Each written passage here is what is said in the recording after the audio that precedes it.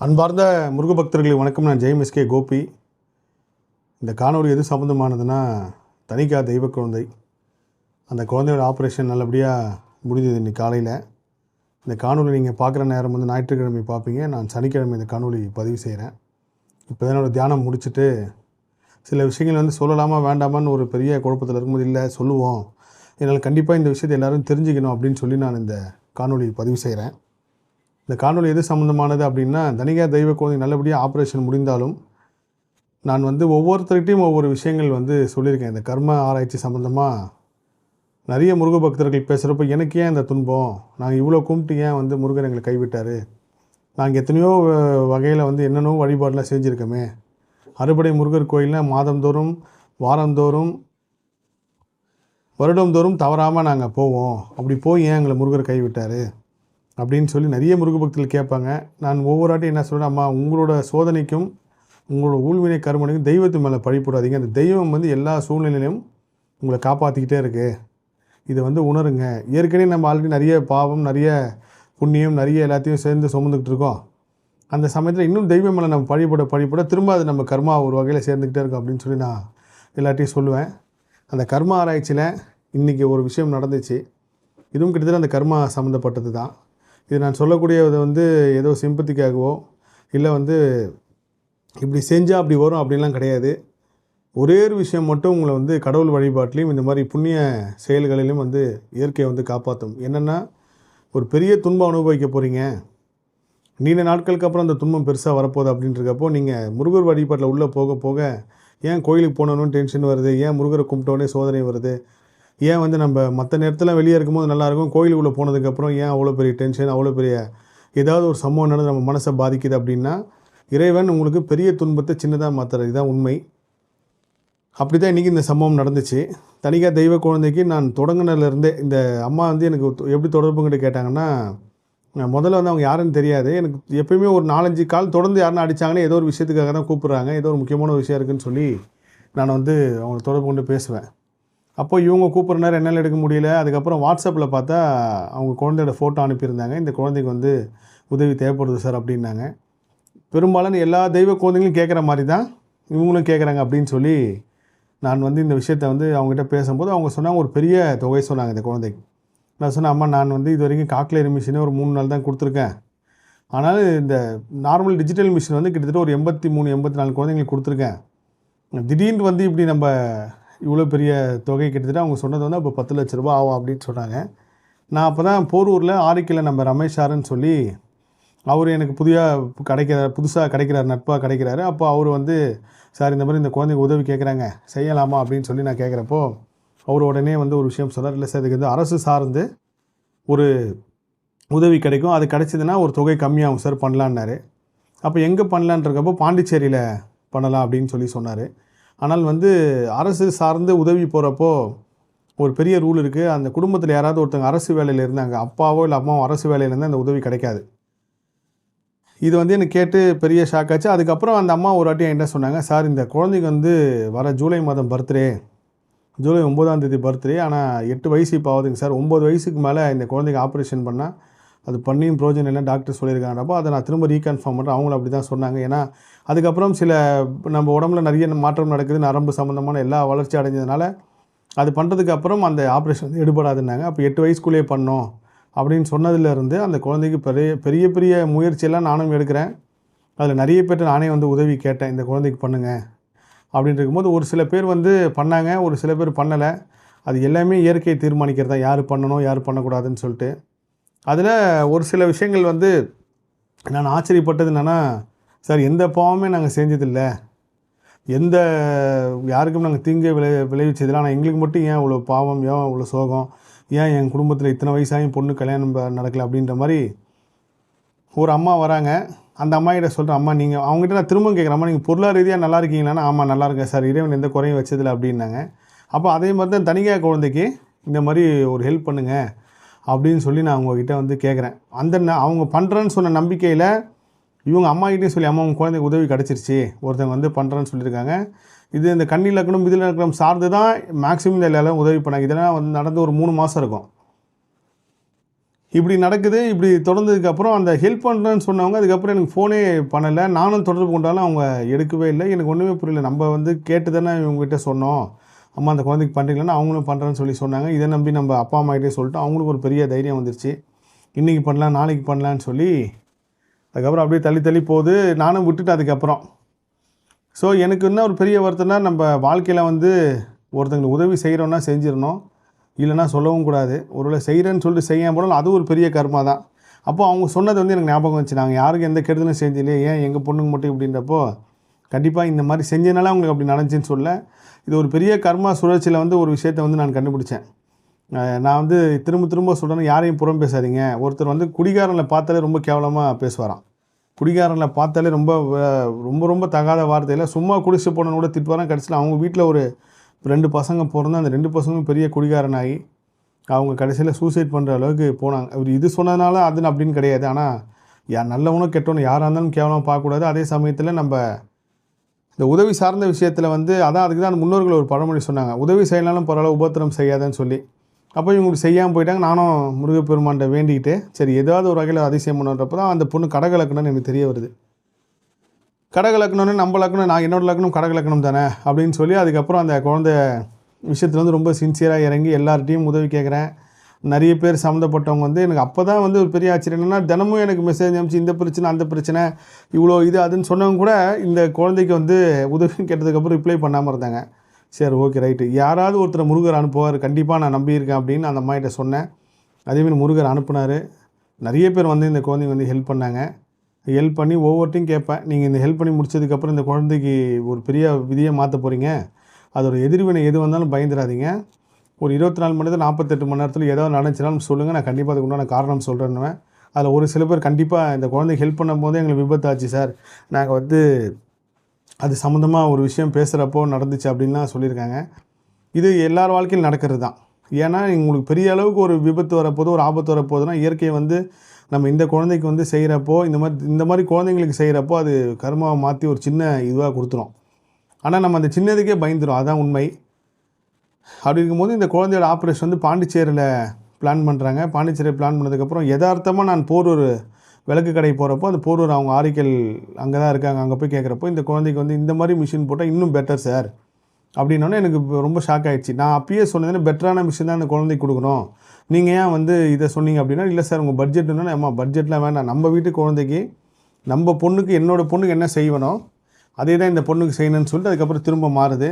அப்புறம் பாண்டிச்சேரி வந்து முதல்ல என்கிட்ட சொன்னதுன்னா 1 வாட்டி 2 வாட்டி போனால் போதுன்னு சொல்லி சொன்னாங்க. அதுக்கப்புறம் பார்த்தா பாண்டிச்சேரி கிட்டத்தட்ட ஒரு 10 வாட்டியாவது போயிட்டு வரணுங்க சார், அவ்வளோ டெஸ்ட் ரிப்போர்ட் இருக்குன்னு சொன்னால், ஏன் பாண்டிச்சேரினா திரும்பவும் வந்து அங்கே பண்ணால் கொஞ்சம் காஸ்ட் வைஸ் கம்மியாகும் அப்படின்னோடனே நான் அதை ஒத்துக்கவே இல்லை. நீங்கள் வேறு ப்ரைவேட் ஹாஸ்பிட்டல் அவங்க சொன்ன ஒரு ஹாஸ்பிட்டல் அதில் வேண்டாங்க, நீங்கள் சென்னையிலேயே அவங்களுக்கு வந்து அலைய விடாமல் பண்ணுறதுக்கு ஏற்பாடு பண்ணுங்கன்னு சொன்னதுக்கப்புறம் சென்னையில் சூர்யா மருத்துவமனை வந்து சஜஸ்ட் பண்ணாங்க. அப்புறம் சூர்யா மருத்துவமனைக்கு தனியாக அவங்களும் ஒரு பெரிய மனப்பான்மையோட பெருந்தன்மையோட சில கட்டணங்கள் வந்து கம்மி பண்ணி கொடுத்தாங்க. ஸோ சூர்யா மருத்துவமனை நிர்வாகத்துக்கு ரொம்ப நன்றி. இதில் வந்து சுமி மேடம் சொல்லி அவங்க ஒருத்தவங்க பெரிய அளவுக்கு அந்த பெரிய ரோல் பண்ணாங்க. அவங்களால தான் இந்த ஆப்ரேஷன் வந்து நல்லபடியாக நடந்து முடிஞ்சுது. இன்றைக்கி ஆப்ரேஷன் தேட்டர் வாசலாக இருக்கும்போது ஆப்ரேஷன் முடிஞ்சு ஃபஸ்ட் டைம் இன்றைக்கி தான் அவங்கள பார்க்குறது வரைக்கும் ஃபோனில் தான் பேசியிருக்கேன். சார் எல்லாமே நல்லபடியாக முடிஞ்சிச்சிங்க சார், இது இவ்வளோ நாள் வேண்டுதல் பிரார்த்தனை எல்லாமே இந்த குழந்தைக்கு வந்து நல்லபடியாக நடந்து முடிஞ்சிருக்கு, எதுவுமே பயப்பட வேண்டாம்னு சொல்லி சொன்னாங்க. இந்த மருத்துவம் பண்ண பேர் வந்து மோகன் ஐயா. அவர் வந்து கிட்டத்தட்ட ஒரு 500 குழந்தைங்களுக்கு இந்த மாதிரி பண்ணியிருக்காரு. நம்ம ஒரு குழந்தைக்கு பண்ணுறதே வந்து இப்போவும் நான் சொல்லுவேன், அந்த தலையை ஓப்பன் பண்ணி பண்ணுறது சாதாரண விஷயம் கிடையாது.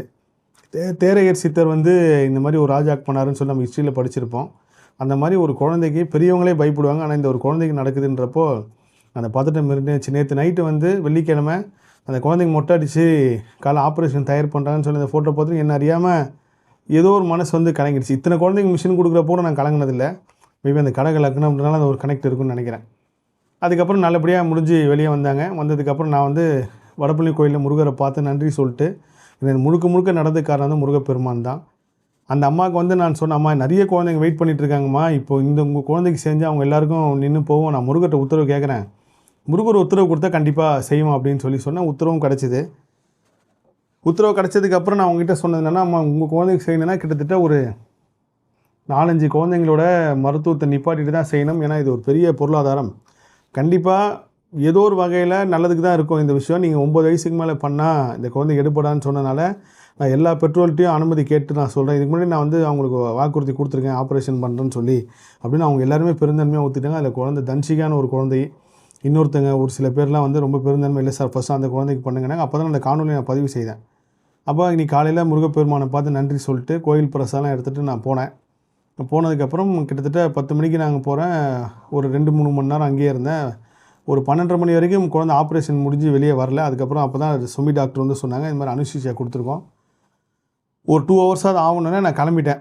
கிளம்பி கரெக்டாக கொஞ்சம் தூரம் போனதுக்கப்புறம் திரும்ப பேரண்ட் ஃபோன் பண்ணாங்க, சார் வெளியில் கூப்பிட்டு வந்துட்டாங்க சார், வார்டுக்கு வந்து மாற்றுறாங்க, நீங்கள் வாங்க அப்படின்னோன்னே எனக்கு குழந்தைய உண்மையிலே பார்த்து ஆகணுன்ற ஒரு பெரிய ஆர்வம். அதே சமயத்தில் வந்து அனுஸ்தீசியாவிலேருந்து நம்ம போய் பார்த்தோன்னா அந்த குழந்தைக்கு தெரியாது, பொறுமையாக போகலான்ற ஒரு எண்ணம். ஆனால் நான் வந்து சரி வரங்கம்மான்னு சொல்லிட்டு கரெக்டாக திரும்ப மருத்துவமனைக்கு போகிறோம். அப்போ சரியாக சனி ஓரை.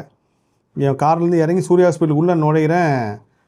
தூரத்துலேருந்து ஒரு ஆட்டோ வந்து ரொம்ப ஸ்பீடாக வந்தாங்க. அது நானே பார்த்தேன், எதுக்கு இவ்வளோ ஸ்பீடாக வராங்க அப்படின்னு நினச்சிக்கிட்டே நான் போகும்போது திடீர்னு அந்த ஆட்டோ வந்து என் பின்னாடி இடிச்சு எனக்கு காலில் அடிபட்டு முதல்ல வந்து ரத்தம் வரல. ஆனால் எனக்கு அந்த சமயத்தில் கோபமும் வரல.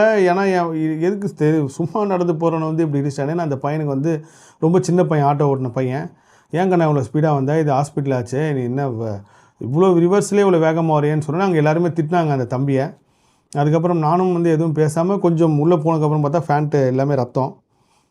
இது வந்து எதுக்கு சொல்ல வரேன்னா, இந்த மாதிரி பண்ணதுனால இது எதிர்வினை வந்துச்சா, ஒருவேளை நம்ம வந்து இந்த மாதிரி பண்ணுறது சரியாக தவறாமல் யாரும் பயமோ இல்லை குழப்பமோ அடையாதீங்க. ஏதோ பெருசாக வரப்போகிற விபத்து வந்து நம்மளுக்கு இறைவன் வந்து இந்த ஒரு சின்ன காயத்தோடு மாற்றுறாருன்னா சொல்லணும். இதுதான் உண்மை. முருகப்பெருமான் அப்படி தான் மாற்றுற, இயற்கை அப்படி தான் மாற்றுது. அப்போ எல்லாம் முடிச்சுட்டு வடிவேலுன்னு சொல்லி என்னோடய நண்பர் வந்து இன்றைக்கி அவர் கரெக்டாக பாருங்கள், இன்றைக்கி யதார்த்தமாக தொடர்பு கொண்டு, சார் நான் வந்து ஒரு கனவு கண்டேன், அந்த கனவில் வந்து இந்த மாதிரி ஒரு விஷயம் நடந்துச்சிங்க சார், அது ஒரு பெரிய ஆபத்து சம்மந்தமாக சொல்கிறார். அதில் வந்து உங்களுக்கு இந்த மாதிரி நடக்குது சார். நான் வந்து அதுக்கப்புறம் என்னோடய குருநாதருக்கு அவருக்கும் ஃப்ரெண்டு, அவர்கிட்ட போய் சொல்லி கேட்டேன். அவரும் இந்த மாதிரி கொஞ்சம் கும்பராசி, கடகலக்கணம் இந்த மாதிரிலாம் இருக்கணும். நான் பொதுவாக சொல்கிறேன்னா சார், நம்ம 9 கிரகத்தை விட முருகப்பெருமானோட 12 கை பெருசு, அவர் நம்மளை காப்பாற்றுவார். அதுதான் ஜாதகத்துக்கு மீறி ஜோதிடத்துக்கு மீறி ஒரு சக்தி இருக்குன்னா அது முருகப்பெருமான் தான் அப்படின்னு சொல்லி எல்லார்ட்டையுமே அந்த விஷயத்த சொல்லுவேன். அவர் கரெக்டாக இன்றைக்கி இந்த விபத்து நடந்து நான் மருத்துவமனையிலேருந்து அங்கேயே ட்ரீட்மெண்ட்லாம் எடுத்துக்கிட்டு வந்ததுக்கப்புறம் அவர் எனக்கு எதார்த்தமாக ஃபோன் பண்ணி சொன்னார். அவர்கிட்ட அதுக்கப்புறம் தான் சொன்னேன், சார் இன்றைக்கி இது மாதிரி ஒரு ஆட்டோக்கார் வந்து என்னை அடிச்சிட்டார், கரெக்டாக சனி ஓரையில் தான் நடந்துச்சு. ஸோ இந்த குழந்தையோட விதி கர்மா நம்ம மாற்றிருக்கோம். அது இயற்கையை வந்து நம்மளுக்கு பெரிய துன்பத்தை சின்னதாக மாற்றி கொடுத்துருக்கு. இதுதான் சத்தியம், இதான் உண்மை. அதுக்கப்புறம் அவங்களும் ரொம்ப பயந்தாங்க. அதுக்கப்புறம் நான் வந்து பார்த்து, அம்மா ஒன்றும் இல்லை, எதுவும் பயப்படுற மாதிரி இல்லை அப்படின்னு சொன்னதுக்கப்புறம் தான் அவங்களும் ஆசுவாசமானாங்க. குழந்தையும் இப்போ ரொம்ப நலமாக இருக்காங்க. தலை ஃபுல்லாக அவங்களை மொட்டை அடித்து ஆப்ரேஷன் பண்ணி இப்போ ரெஸ்ட்டில் இருக்காங்க. விரைவில் அவங்களுக்கு டிஸ்சார்ஜு. கண்டிப்பாக அந்த குழந்தையோட காணொலி வந்து விரைவில் பதிவு செய்கிறேன் நான். இந்த குழந்தைக்கு உதவி பண்ணவங்கன்றது வந்து ஏராளம் பேர். அதில் பெரும்பாலானோர் கஷ்டப்படுற சூழ்நிலையும் வந்து உதவி பண்ணாங்க. நான் பார்த்தேன் ஒருத்தரில் நான் வேண்டாங்க அப்படின்னா, அதுக்கப்புறம் உதவியே கிடைக்கிறது ரொம்ப சிரமமானதுக்கப்புறம் நான் யாசகம் போனோன்னு சொல்லி பாண்டிச்சேரியில் யாசகம் வாங்கினேன். இந்த பாண்டிச்சேரியில் வந்து ட்ரீட்மெண்ட் பண்ணி இங்கே தான் ஆப்ரேஷன் நடக்கும்போது முடிவானதுக்கப்புறம் அந்த யாசகம் உத்தரவு வந்து அங்கே வாங்க போனால். ஆனால் எல்லாமே மாறிடுச்சு. இது எங்கே வரைக்கும் போகுது அப்படின்னா, ஞாயிற்றுக்கிழமை ஆப்ரேஷன் சொல்லி சொல்கிறாங்க. நானும் எல்லாத்துக்கும் தயாராகி என்னோடய ஷெட்யூல் எல்லாமே மாற்றி ஞாயிற்றுக்கிழமை அங்கே போகலான்றப்போ ஒரு 3 நாளைக்கு முன்னாடி, இல்லை சார் வெள்ளிக்கிழமை அட்மிட் பண்ணி சனிக்கிழமையே ஆப்ரேஷன் பண்ணலான்னு சொல்லிட்டாங்கன்னா, இது ஓகே இயற்கை. நான் முன்பு வந்து ஒரு நேர்காணலில் சொல்லியிருக்கேன், பக்தின் இப்படி சாய் செந்தில் இந்த ஹாஸ்பிட்டல் ஏன் ஆப்ரேஷன் தேட்டரில் ப்ளூ கலர் ட்ரெஸ் வந்துச்சு, ஏன் ஸ்கூல் பஸ்ஸுக்கு வந்து மஞ்சள் கலர் வந்துச்சுன்னு எல்லாமே இயற்கை தீர்மானிச்சது தான். அது மாதிரி ஒரு பெரிய தொடர்போடு இந்த விஷயம் நடக்குது அப்படின்னு சொல்லிட்டு போனால். அதுக்கப்புறம் கிருத்திகை, இதுவும் முருகப்பெருமானுக்கு உகந்த நாள் தான். கிருத்திகை நட்சத்திரம் தான் அந்த குழந்தைக்கு நடந்தது. ஏன் நம்ம முன்னோர்கள் கிருத்திகை சஷ்டி வழிபாடு செய்ய சொன்னாங்கன்னா, இந்த கிருத்திகை சஷ்டி தான் மிகப்பெரிய ஒரு கர்ம சுழற்சியில் வந்து ஒரு பெரிய சக்தியாக செயல்படுற நாள். அதோட தொடர்ச்சியாக அமாவாசை. நீங்கள் கிருத்திகை சஷ்டி அன்றைக்கி முடிஞ்சவரைக்கும் கோயில் பொங்கல் வழிபாடு செய்யுங்க. நிறைய விபத்து வந்து பார்த்திங்கன்னா சஷ்டி அன்றைக்கி கிருத்திகை நடக்கும். என் கிட்டே நிறைய முருக பக்தர் சொல்லியிருக்காங்க, நான் அவ்வளோ முருகனை கும்பிட்டா சஷ்டி வந்து விரதம் இருப்பான், ஆனால் என் வீட்டுக்காரருக்கு சஷ்டி அன்றைக்கி விபத்தாச்சுன்னு சொல்லுவாங்க. கிருத்திகை அன்றைக்கி இந்த 2 நாளையுமே வந்து உங்கள் கர்மாவை சமம் செய்கிற நாள். ஸோ அந்த நாட்களில் வந்து நீங்கள் இறை வழிபாடு போகிறப்போ அது எவ்வளோ பெரிய ஆபத்தாக இருந்தாலும் எவ்வளோ பெரிய சோதனையாக இருந்தாலும் மாற்றி இயற்கை உங்களுக்கு கருணையோட ஒரு நல்லதை கொடுக்குன்றது ஒரு பெரிய உண்மை. இதனால நம்ம முன்னோர்கள் அதை சொல்லி வச்சாங்க. ஸோ அந்த நாள்லேயே இந்த ஆப்ரேஷன் நல்லபடியாக முடிஞ்சு குழந்தை வந்து ரொம்ப நலமாக இருக்காங்கன்றது வந்து ஒரு மகிழ்ச்சியான தருணம். அதை இந்த காணொலியில் வந்து பதிவு செய்கிறேன். இவ்வளோ சம்பவம் நடச்சு இந்த குழந்தை கொடுக்குறதுல நான் அதில் ஒரு சில விஷயங்களும் தவிர்த்துட்டேன். இயற்கை அனுமதியோடு வந்து சொல்லணும். என்றைக்காவது ஒரு நாள் நான் கண்டிப்பாக பதிவு செய்கிறேன். மீண்டும் ஒரு முறை தனிக்காக தெய்வ குழந்தைகளுக்காக பிரார்த்தனை செய்த அத்தனை முருகர் சொந்தங்களுக்கும் உலகம் ஃபுல்லாக இருக்கிற முருகர் அடியாருக்கும் நன்றி. உதவி செய்தவர்களோட பாதத்தை தொட்டு நான் வணங்குறேன். நீங்கள் இல்லாமல் இது நடக்கலை. கொடுப்பதும் முருகனே, கொடுக்க வைப்பதும் முருகனே. இதை தான் அவர் செய்ய சொன்னார். முருகப்பெருமானின் தியானத்தில் உத்தரவு கொடுத்து வாய் பேச முடியாத காது கேட்குற குழந்தைங்களுக்கு நீ உதவணும்னாரு. அது இப்போ வரைக்கும் நான் வந்து பண்ணிக்கிட்டு இருக்கேன். எத்தனையோ கோயில் கட்டுறதுக்கு டொனேஷன் கேட்டிருக்காங்க. எத்தனையோ முருகர் சம்மந்தப்பட்ட நிகழ்ச்சியெலாம் கேட்குறாங்க. குறிப்பாக வந்து என்னை நிறைய பேர் வந்து கேட்பாங்க, நீங்கள் நிறைய முருகர் நிகழ்ச்சியில் வந்து கலந்து கொள்றதுன்னா, நான் இந்த முருகர் ஆராய்ச்சி, முருகர் பக்தி பேச வந்ததுக்கப்புறம் ஒரு விஷயத்தில் ரொம்ப கான்சியஸாக இருந்தேன். அதாவது இந்த கட்டணம் வாங்குகிற நிகழ்ச்சிக்கு வந்து போகக்கூடாதுன்ட்டு. பெரும்பாலும் கட்டணம் வாங்குற நிகழ்ச்சியை நான் கூப்பிடுவாங்க. ஏன்னா என்னை பார்க்குற முருக பக்தர்களே கஷ்டமாக சூழ்நிலையில் இருக்கிற முருக பக்தர்கள் தான். நம்ம வரேன்னு சொன்னால் அந்த கட்டணத்தை எடுத்து அவங்க பார்த்து கட்டி வருவாங்க. அதில் எனக்கு உடன்பாடு இல்லை. அதனால் பெரும்பாலும் இந்த கட்டணம் வாங்குற நிகழ்ச்சி எல்லா நிகழ்ச்சியும் நான் தவிர்த்துருவேன். அவங்ககிட்ட நீங்கள் நான் ஊரில் இல்லை. ஏன்னா அவங்களே நினச்சிக்கூடாண்டா முருகர் பற்றிலாம் அவளை பேசுகிறாரு, முருகர் சார்ந்த ஒரு நிகழ்ச்சி கூப்பிட்றோம் வரமாட்டாருன்னு சொல்லி தவறாக நினச்சிக்கூடாதுக்காக பக்குவமாக சொல்லி புரிய வச்சுருவேன். அதனால் தான் பல நிகழ்ச்சிகளுக்கு வந்து என்னால் கலந்து கொள்ள மனசு வரல. உண்மையான காரணமாக தான். அதை தாண்டி இந்த குழந்தைக்கு வந்து நிறைய பேர் உதவி பண்ணாங்க. எல்லா விஷயத்துலையுமே வந்து நிறைய ஓப்பனாக பேச எனக்கு ஆசை. கண்டிப்பாக முருகப்பெருமான் என்றைக்கு ஒன்று அனுமதி கொடுப்பாரு. இதில் வந்து நிறைய முருக பக்தர்கள், வசதியுற்றோர், வசதி இல்லாதோர் எல்லாருமே ஆத்மார்த்தமாக செஞ்சாங்க. அவங்க செஞ்சனால அந்த குழந்தைக்கு நடந்துச்சு. கொடுப்பதும் முருகனே, கொடுக்க வைப்பதும் முருகனே. எல்லா புகழும் முருகனுக்கே. நன்றி.